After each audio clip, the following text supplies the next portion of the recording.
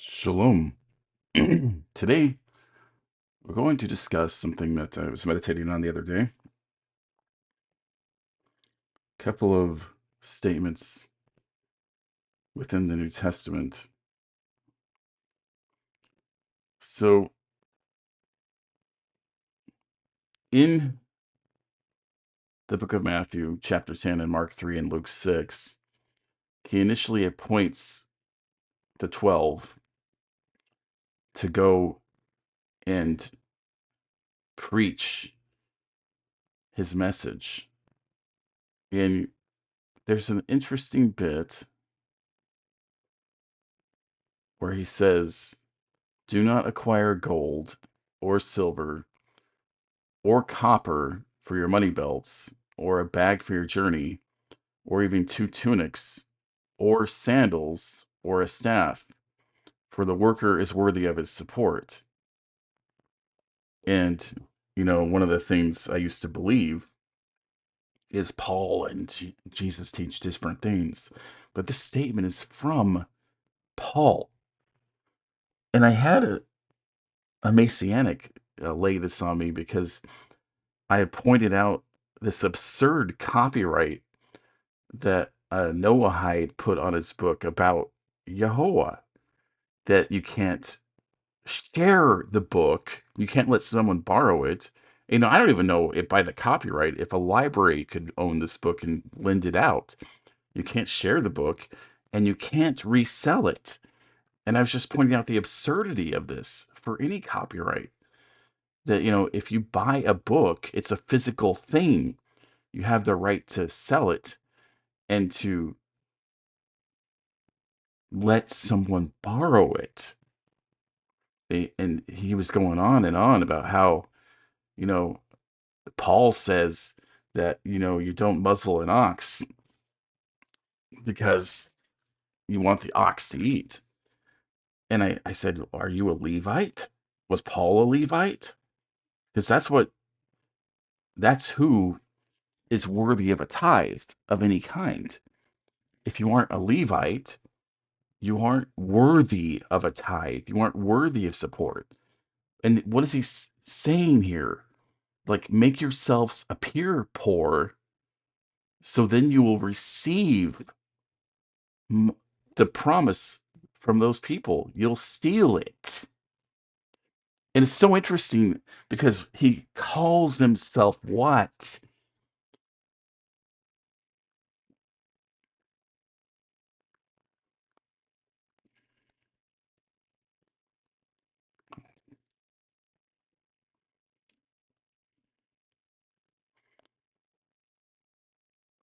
In Matthew 24, therefore, stay awake, for you do not know which day your bail is coming. But be sure of this, that if the head of the house had known at what time of the night the thief was coming, he would have stayed awake and would not have allowed his house to be broken into. Yeah, you really believe that he's teaching a different message from Paul?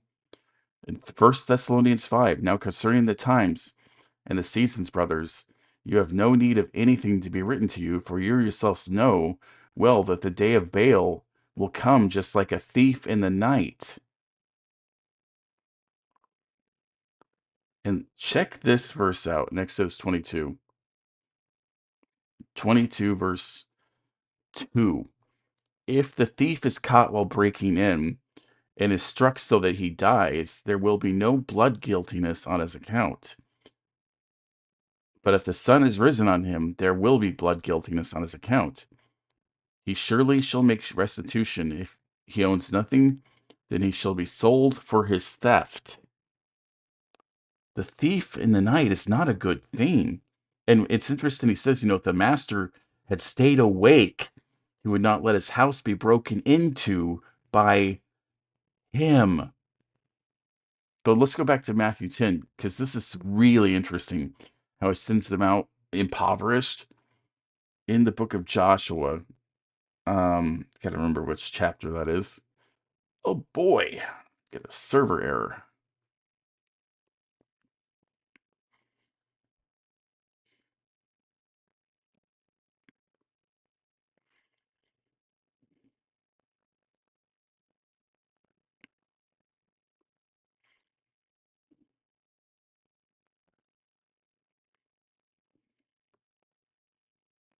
The Gibeonites, it's Joshua 9. When the residents of Gibeon heard what Joshua did to Jericho and Ai, they did something clever. They collected some provisions and put worn out sacks on their donkeys, along with worn out wineskins that were ripped and patched. They had worn out patched sandals on their feet. Isn't it interesting? It's mentioning the same things. Don't take new sandals. Don't take your new wineskins. Look poor. All their bread was dry and hard. They came to Joshua at the camp in Gilgal and said to him and the men of Israel, "We have come from a distant land. Make a treaty with us." The men of Israel said to the Hivites, "Perhaps you live near us, so we can make a treaty with you." But they said to Joshua, "We are willing to be your subjects." So Joshua said to them, "Who are you and where do you come from?" And they told him, "Your subjects have come from a very distant land because of the reputation of Yahweh, your Elohim. We have heard the news about all he did in Egypt and all he did to the two Amorite kings on the other side of the Jordan, King Sihon and Heshbon, King Og of Bashan, and Ashtaroth. Our leaders and all who live in our land told us, 'Take provisions for your journey and go and meet them. Tell them we are willing to be your subjects. Make a treaty with us.' This bread of ours was warm when we packed it in our homes the day we started to meet you, but now it is dry and hard. These wineskins were filled with brand new wineskins. That he remember he tells you don't take an old wineskin, take a new one. But look how they have ripped. Our clothes and sandals have worn out because it has been a very long journey. The men examined some of their provisions, but they failed to ask Yahweh's advice. See this?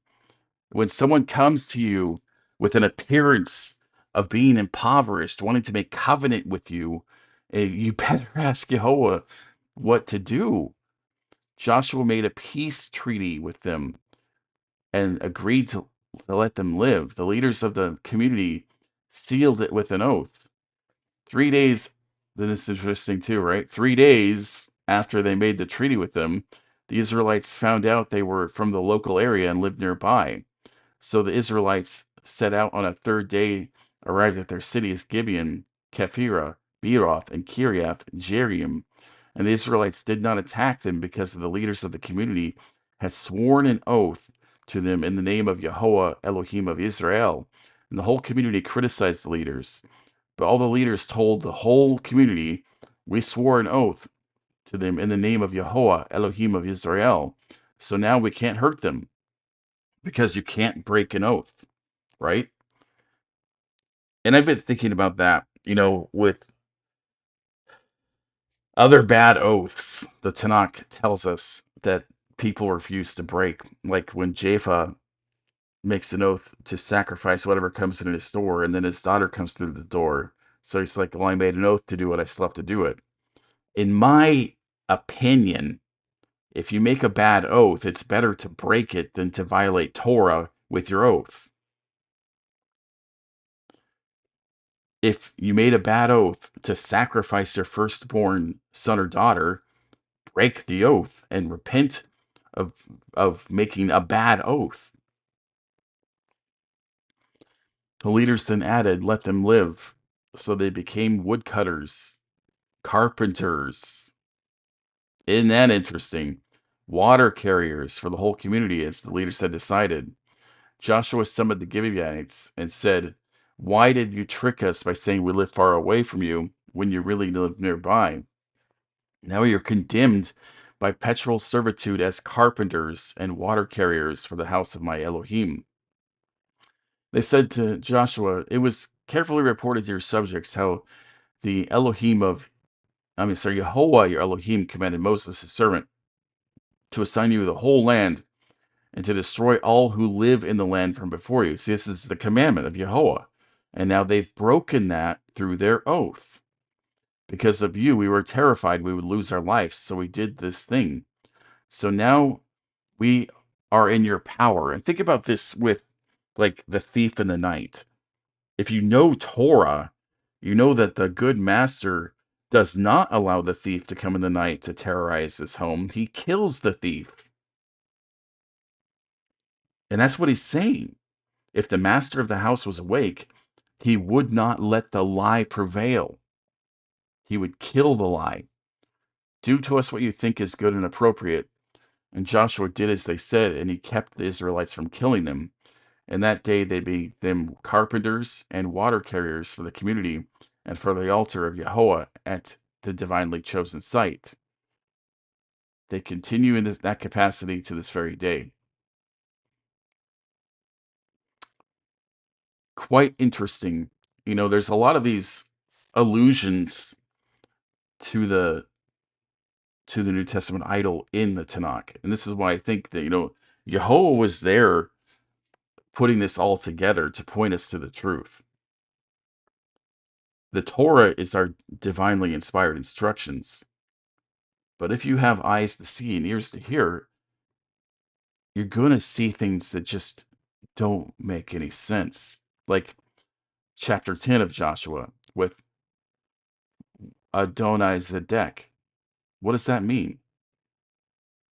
The Lord of lightning. And remember, JC says, I have seen Satan falling like lightning. Adonai Zedek was the king of Jerusalem, heard how Joshua captured Ai and annihilated it, and its king as he did Jericho and its king. He also,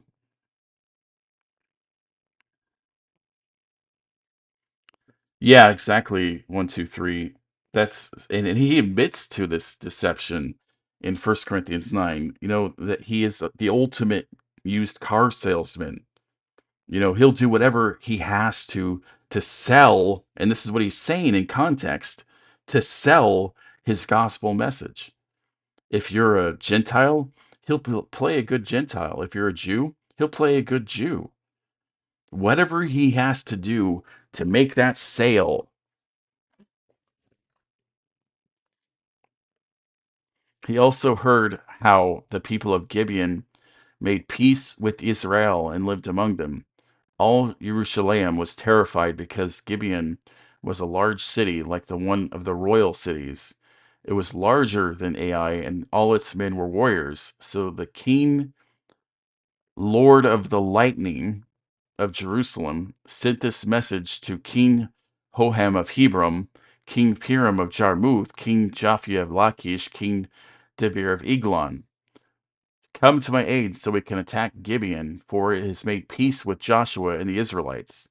So the 5 Amorite kings, the kings of Jerusalem, Hebron, Jarmuth, Lachish, and Eglon, and all their troops gathered together and advanced. They deployed their troops and fought against Gibeon. And the men of Gibeon sent this message to Joshua at the camp of Gilgal. Do not abandon your subjects. Come up here quickly and rescue us. Help us, for all the Amorite kings living in the hill country are attacking us. So Joshua and his whole army, including the bravest warriors, marched up from Gilgal. And Yahweh told Joshua, don't be afraid of them, for I am handing them over to you. Not one of them can resist you. Joshua attacked them by surprise by marching all night from Gilgal. Yahweh routed them before Israel, and Israel thoroughly defeated them at Gibeon. They chased them up the road to the pass, both Beth Horon, and struck them down all the way to Azekah and Makkedah. As they fled from Israel on the slope leading down Beth Horon, Yahweh threw down on them large hailstones from the sky, all the way to Azekah. They died, in fact. More died from the hailstones than the Israelites killed with the sword. Those must have been some massive hailstones. And the day Yahweh delivered the Amorites over to the Israelites, Joshua prayed to Yahweh before Israel. O sun, stand still over Gibeon. O moon, over the valley of Ajalon. And the sun stood still, and the moon stood emotionless while the nation took vengeance on its enemies. Tell me how this happens in a heliocentric world like the Freemasons have been teaching through the Catholics. How does the sun stand still? Did the earth stop? Did the moon stop? No, the sun and the moon are luminaries in the rakia, the dome, the firmament. The event is recorded in the scroll of the upright one. The sun stood motionless in the middle of the sky. It did not set for about a full day.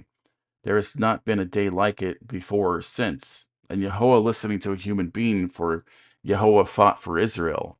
Then Joshua and all Israel returned to the camp at Gilgal. The 5 Amorite kings ran away to hide in a cave at Makkedah. And Joshua was told, the 5 kings have been found hiding in the cave at Makkedah. And Joshua said, roll large stones over the mouth of the cave and post guards in front of it. Like, seriously, what does that sound like? Put a stone in front of it, put a guard in front of it, right? But don't you delay, chase your enemies and catch them. Don't allow them to retreat to their cities, for Yahweh your Elohim is handing them over to you. And Joshua and the Israelites almost totally wiped them out, but some survivors did escape to the fortified cities. Then the whole army safely returned to Joshua at the camp in Makkedah. No one dared threaten the Israelites. Joshua said, open the cave's mouth and bring the 5 kings out of the cave to me. They did as ordered. They brought the 5 kings out of the cave to him, and the kings of Jerusalem, Hebron, Yarmuth, Lachish, and Eglon. When they brought the kings to Joshua, he summoned all the men of Israel, and he said to the commanders of the troops who accompanied him, come here and put your feet on the necks of these kings. So they came up and put their feet on their necks. And then Joshua said to them, don't be afraid, don't panic. Be strong and brave, for Yahweh will do the same thing to all your enemies you fight. You see, Yahweh is a warrior, and this is what it says in Exodus 14 and 15. He expects the men who are brave and courageous to be warriors, not to turn the other cheek, not to turn and let them take your cloak and your inner garment. You're supposed to be a warrior, like Phinehas, the zealous one for Yahweh. It is okay to be zealous, to have emotion for Yahweh, to be passionate for him. Don't be afraid and don't panic. Be strong and brave, for Yahweh will do the same thing to all your enemies you fight. Then Joshua executed them and hung them from 5 trees. And this just gets really fascinating. That the the pagan king of Jerusalem and the other 4 cities were all hung on trees. They left them hanging on the trees until evening. At sunset, Joshua ordered his men to take them down from the trees. They threw them into the cave where they had hidden and piled large stones over the mouth of the cave. I mean, just reading that, it's just shocking how, like, did the New Testament writers like not know they were copying this, or did Yehovah lay it out for them to copy this unintentionally, not knowing they are laying a pattern of rebellion and of sin that we can see by reading and understanding? You see, why were they hung from a tree? Because anyone hung from a tree is cursed. Why were they taken down at evening? Because you do that because the one cursed, if they're not there in the evening, it curses the land. And the claim that Paul makes, and we know Paul is a liar, is that he was hung on a tree to bear our curse. But Torah doesn't say that's possible. These men that were hung, did they take the curse of their people? No. The Amorites were cursed to be destroyed, regardless of what happened to the kings.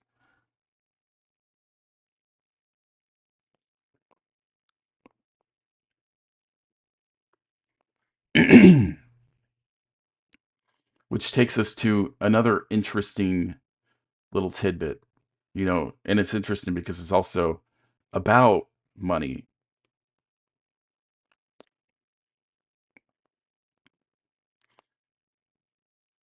If you lend any money, if you lend money to any of my people who are needy among you, do not be like a moneylender.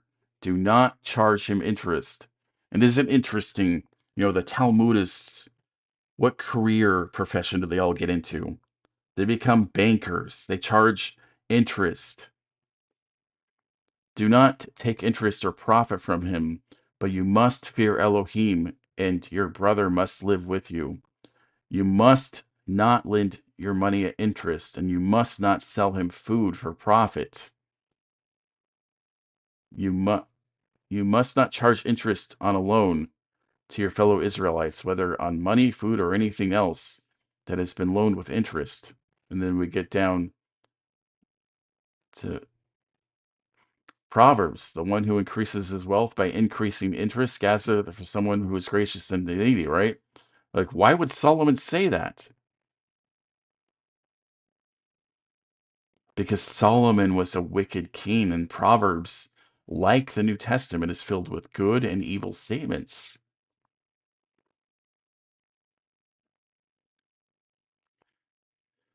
And if you read the context, it gets really interesting. Let's read the full chapter there. The one who leads the upright astray in an evil way will fall himself into his own pit, but the blameless will inherit what is good. A rich person is the wise in his own opinion, but a discerning poor person can evaluate him properly. When the righteous rejoice, great is the glory, but when the wicked rise to power, people are sought out. The one who covers his transgression will not prosper. See, this is a righteous statement, and this is what Paul and the rest of the New Testament is teaching you can do. That you can cover your transgression. You don't have to confess it. You don't have to forsake it. But whoever confesses and forsakes them will find mercy. This is what the attitude of Torah. Like, don't cover your sin like David, who tried to murder an innocent man to cover up his adultery. Confess and forsake it.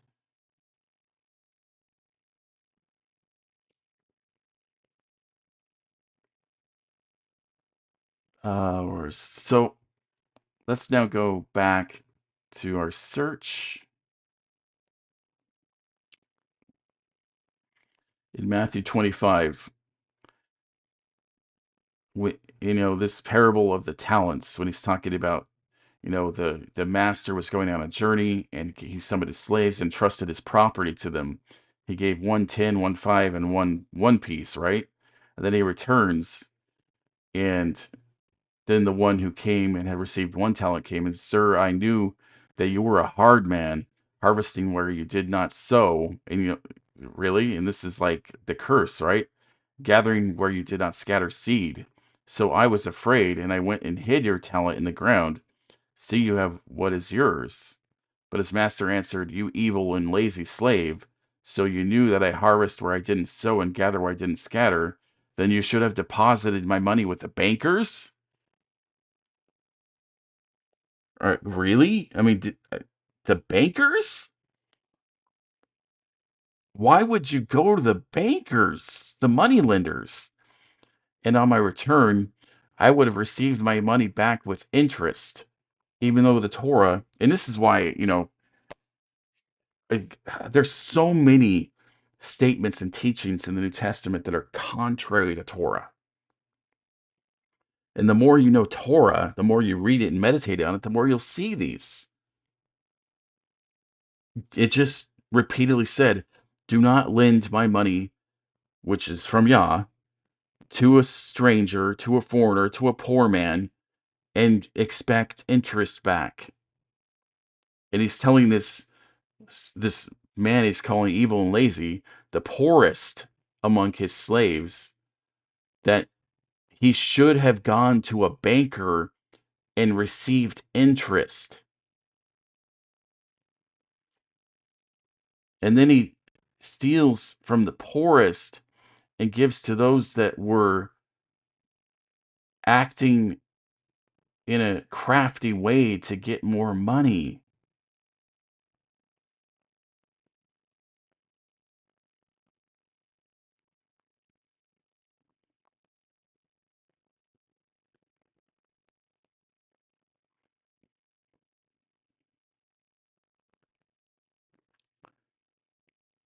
It's really, really sad, you know. And you know what? And those of us that are pursuing Yah, now we are stuck in this religious plight. Our Christian friends and family call us antichrist. They hate us. They separate from us. When we talk to the Jews, as long as we're like exposing the New Testament, they're fine. But as soon as you expose the problems with the Talmud, you're an anti-Semite. You're to be hated and separated from. I have a love of all people in my heart. I truly do. I love all people. I want to help all people. And it's so fascinating. Like there are things in the New Testament, this tree of good and evil, that are really interesting when it tells you to help your brother, right? And the Pharisees come to him and say, "Who is my brother?" And he lays out this parable of this good Samaritan, that a man was attacked that was a Levite priest, struck by thieves and his property stolen, and he's injured on the side of the road. And the Jews pass him by, not wanting to help him. But then a Samaritan comes by, takes him to the inn, pays for his medicine and his stay. The Christians don't live to this standard. You know why? Because of the words in First John. Because and they put John higher than the words of their idol. But I believe that this is actually one of the things that Torah does teach. As long as someone is not destined for the sword, you should help them. And even those they made an oath with that they weren't supposed to make an oath with, the Gibeonites, when they were in trouble, they went and helped them. They crushed the wicked kings. And I heard Tovia talking about the Good Samaritan, and he was just lamenting how terrible it was because the Samaritans are such wicked and awful people. Just my eyes opened, like in revelation of who this man was. Like, wow.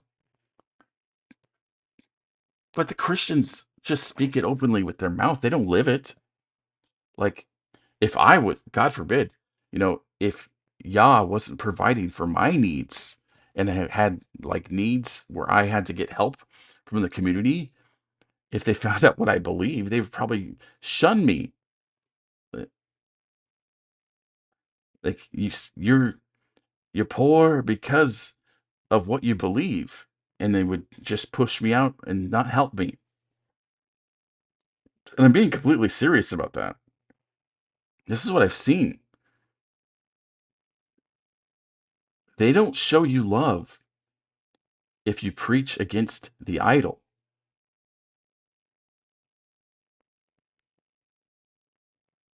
They will not help people unless they are preaching the idol and throwing their net. And this is, you know, the covenant of Habakkuk 2:5, what it talks about, which starts in Habakkuk 1.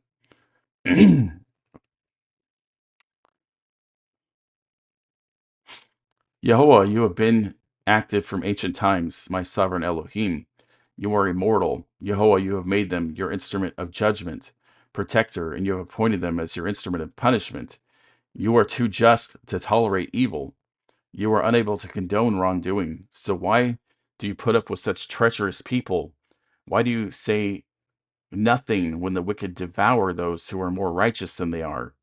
You made it people like fish of the sea, like animals in the sea, they have no ruler. The Babylonian tyrant pulls them up with a fish hook. He hauls them in it with his net, throw net. The fisher of men is catching fish in the sea, these wicked and afflicted people. And where's he from? The Babylonians, the Magi of the East that declare he is the one. Because of his success, he offers a sacrifice to throw his net and burns incense to his dragnet. For because of them, he has plenty of food and more than enough to eat. Will then he continue to fill and empty his throw net? Will he always destroy the nations and spare none? I will stand at my watch post. I will remain stationed on the city wall. I will keep watch so I can see what he says to me, and I can know how I should answer when he counters my argument. And Jehovah responded, write down this message, record it legibly on tablets, so the one who announces it may be read easily. For the message is a witness to what is decreed. It gives a reliable testimony on how matters will turn out. Even the message, if not fulfilled right away, wait patiently, for certainly will come to pass. It will not arrive late. For look, the one who desires are not upright will faint from exhaustion, but the person of integrity will live because of his fidelity. Indeed, wine will betray the proud. Again, you know, this message of wine leading us astray. The restless man, his appetite is as big as Sheol. And if you look at the Hebrew, Sheol and Sheol have the same consonants. They just have different vowel markers. Before the consonants, an alternate reading would be Shaul, who is also the apostle of the New Testament. Like death. Okay, so how do I relate that to him? What does he tell you to do? Carry your cross, that you should die for his name. Look at Revelation 20, verse 6. He even says, you will be beheaded for my name. You will die. But Yahweh promises life for obedience, not death. He is never satisfied. He gathers all the nations. The word here is goyim, Gentiles. He gathers all the Gentiles. He seizes all peoples. But all these nations will someday taunt him and ridicule him with proverbial sayings. Woe to the one who accumulates what does not belong to him. How long will this go on? He who gets rich by extortion. That's awesome, Yahweh. Thank you. You see, that's what he's doing. He's telling you that he deserves money. He's actually poor, while he himself is becoming rich from the people he's extorting with lies. Your creditors will suddenly attack. Those who terrify you will spring into action, and they will rob you, because you robbed many countries. All who are left among the Gentiles will rob you. You have shed human blood and committed violent acts against lands, cities, and those who live in them. The one who builds his house by unjust gain is as good as dead. He who does this so he can build his nest way up high and escape the clutches of disaster. Your schemes will bring shame to your house because you destroyed many nations. You will self destruct. For the stones in the walls will cry out, and the wooden rafters will answer back. Woe to the one who builds a city by bloodshed, he who starts a town by unjust deeds. Be sure of this, Jehovah of heaven's armies has decreed the nation's efforts will go up in smoke. Their exhausting work will be for nothing, for the recognition of Jehovah's sovereign majesty will fill the earth, just as the waters fill up the sea. Woe to you who forces your neighbor to drink wine, who make others intoxicated by forcing them to drink from the bowl of your furious anger, so you can look at their naked bodies, but you will become drunk with shame, not majesty. Now it is your turn to drink and expose your uncircumcised foreskin.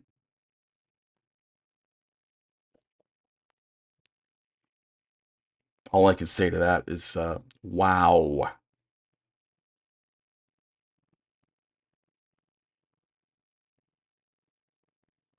Wow. Yeah, exactly. One, two, three. I see the same thing in Isaiah. That the reason the Gentiles are shocked about that.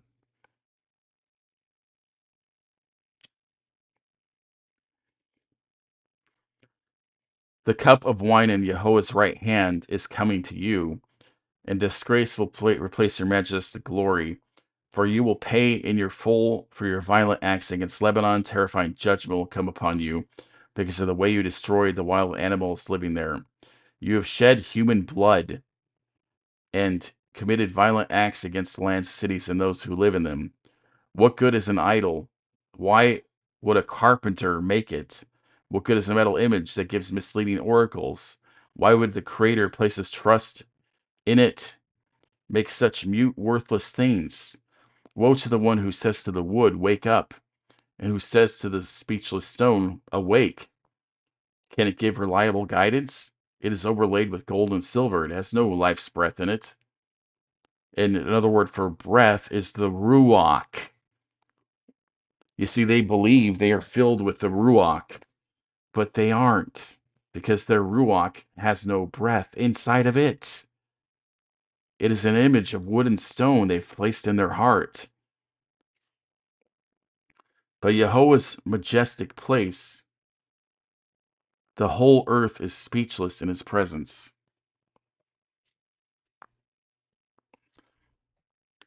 I also think it's interesting, and I don't know what to think about this prophecy right now, but in Zechariah 14, related to what 123 is saying, after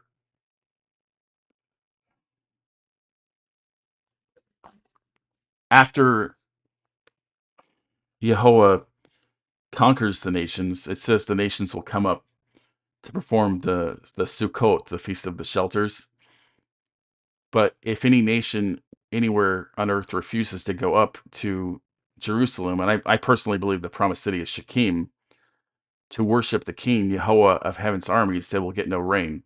And, like thinking about this, after the conquering King Yahweh comes, conquers the nations, why would anyone refuse to come up?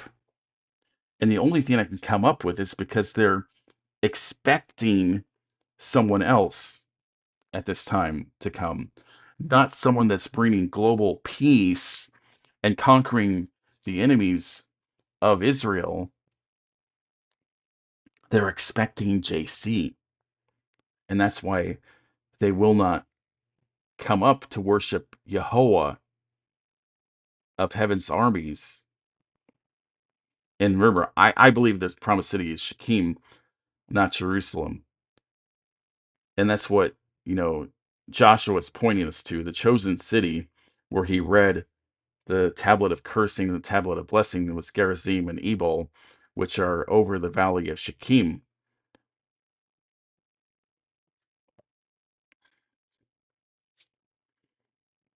The only reason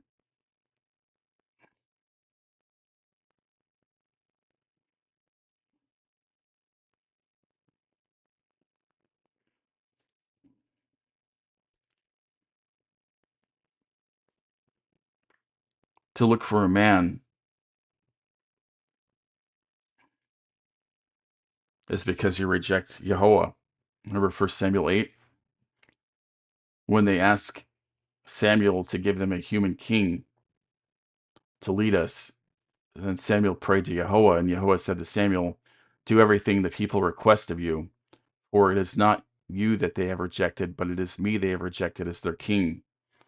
You see, when we seek out a human king of any kind, whether it's JC, whether it's David, Solomon, or any other man, we're rejecting the one true king, Yahweh.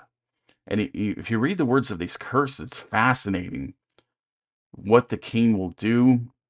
And at the end, he says that then they will realize what they've done. They will cry out because of your king, whom you have chosen for yourselves.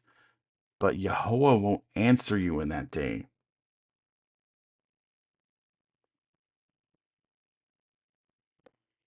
That's powerful when you look at the history of Israel, the history of the Samaritan people and the Jewish people, that they cry out to the Most High and He's not answering them, the Christians included, because they've chosen a man instead of Father Yah. They cry out day and night. Some of them pierce their flesh like Paul, and still no answer. And you know who else said that?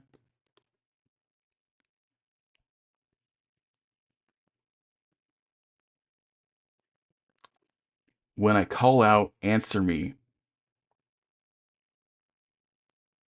Do not ignore me in a time of trouble. Listen to me. When I call to you, quickly answer me. Those are from the Psalms by David. Why do we not see that? Because we want to have a neatly wrapped religious view of Yahweh. Hallelujah. That those of us that have chosen the path, that we stay on it and we don't go to the left or the right. We stay neatly wrapped and protected by the hand of Yahweh as he guides us through the Red Sea, that we don't get distracted by Talmudic lies, we don't get distracted by Christian lies, we don't get distracted by the Babylonian lies. We stay in the middle of the sea, not baptized and immersed in it, dead, but dry and alive and blessed. Hallelujah.